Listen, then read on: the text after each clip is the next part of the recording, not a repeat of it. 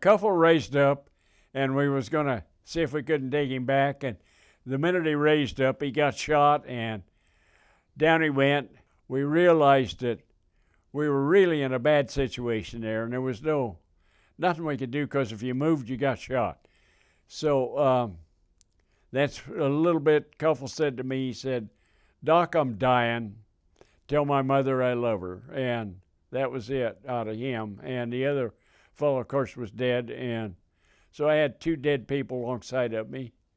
Well, I did a lot of praying, let's say that. My name is Rishi Sharma. I'm on a mission to interview all the World War II veterans. Welcome to Remember World War II. Special thank you to the Stanley W. Eskrim Foundation for the financial support to make these interviews happen. Please do not forget to subscribe. It really helps this channel grow. And write a nice thank you comment to the World War II hero featured in today's episode. It will mean a lot to him. Thank you, and God bless.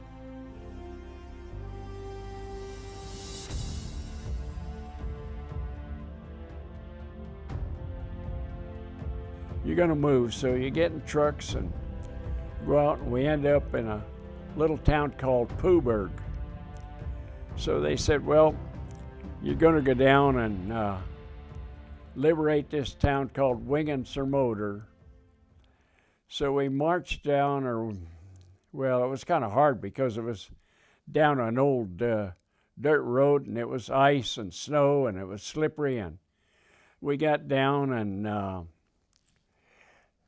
we had come into the edge of town, and there was a forest at the edge of town, and there was a lot of 274 GIs in there already. And so we were standing there, and this colonel out of the 276 come over there and said, "What are you men doing here? My men are captured in there. Go get them, free them." Well, our officer that was in charge of that platoon ordered us to go out across there. We started across an open field, and the machine guns opened up, and our scout was killed immediately. And there was a pile of bricks there, so we got behind it. And so one fellow had a BAR, so he laid down really a heavy line of fire and silenced the machine gun. And then finally the officer comes running out, and he says, "This is no way to fight a war." And we're like, well, they shot at us. What are we supposed to do? Wave at them? So anyway, we were fortunate in being able to get back into the forest without losing any more people. We only lost the one guy. So the next day, they said, okay, he said, "You're going to go out." And we went down through town, and then we got to an open field, and he said, "Your objective is to get to the other side." So some of them start out across the field, and immediately they get out there 100 feet or so, and the German snipers started shooting them, and they were keeling over, and so they yelled for me, "Medic." So I went out to see what I could do, and we had one fellow that this other fellow was we was laying down, and I was here, and this other fellow was here, and the other one here. And I said, well, let's take him and we'll drag him over to the bank over there, and maybe we can. Well, he raised up, and they shot him, and he died, and I laid there, and you couldn't move. And I spent the whole day laying in snow out there, pinned down, and people was wounded around me, and there was nothing you could do. If you moved, you got shot.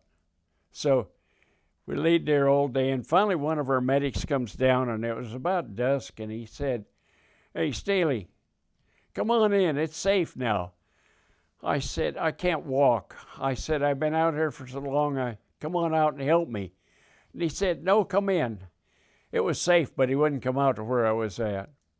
I guess it was safe. Anyway, so I took a chance, and I got up on my hands and knees, and I crawled across about 100 feet there and got to the bank, and we got out of there, and then we went up and we got the litter bearers organized, and they went down and picked up all the wounded that was down there, and we shipped them off to the hospital, and the thing is I'd always liked to have known how they came out, and never did find out or tried to track them down. But back in those days, you didn't have the computer and all the easy stuff you have today, and I tried and was unsuccessful, so I never found out how they did. The only thing we did do is we ran their name through Social Security, and they were still alive, so we knew they'd survive, but that was all we ever knew. And then we moved on into Lorraine, and we had a lot of, well, we were on the line 90 days, and we had over 900 men killed, and I don't know how many was wounded, but a lot. Well, they could be in their teens, early 20s, and their life was snuffed out by the war and never got to continue on. And so we finally, well, we had a lot of intense fighting. Some people thought because the war was printed over, this was January, February, March. No, the Germans were still fighting just as hard as they had been, you know, and so it was tough going. And then finally we got to the German border, and then the next step was to go across the Saar River and into Saarbrücken, and so we laid down the heaviest barrage. By that time, our artillery got there, and so they laid down a real heavy barrage for hours. And so we crossed, engineers get a pontoon bridge across the Saar River, and we went across it, and we got to Saarbrücken, and the Germans had left. They had retreated.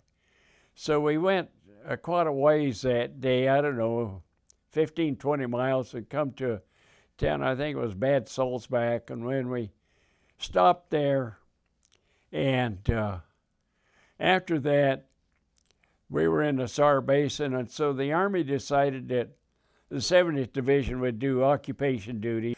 Well, future generations, I want them to protect the Union and keep the United States going the way it is, and don't let anybody take over and destroy.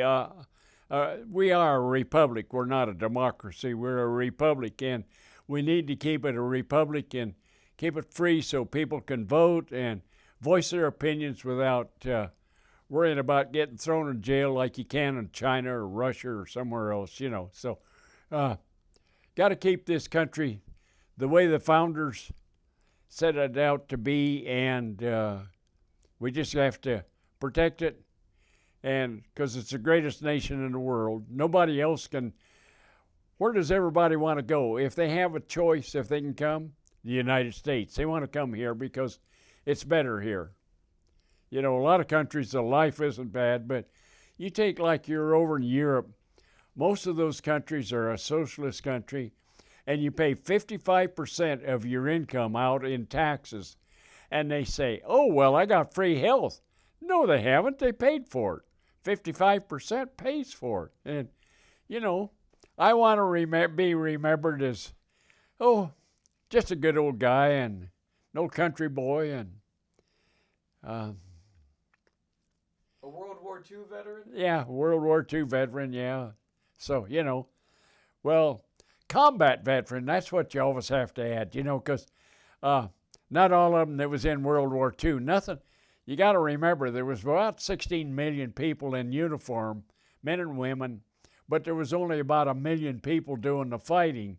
And so a lot of people had jobs that was very important to keep us supplied, but the fighters was, I'm a combat veteran, because not everybody is.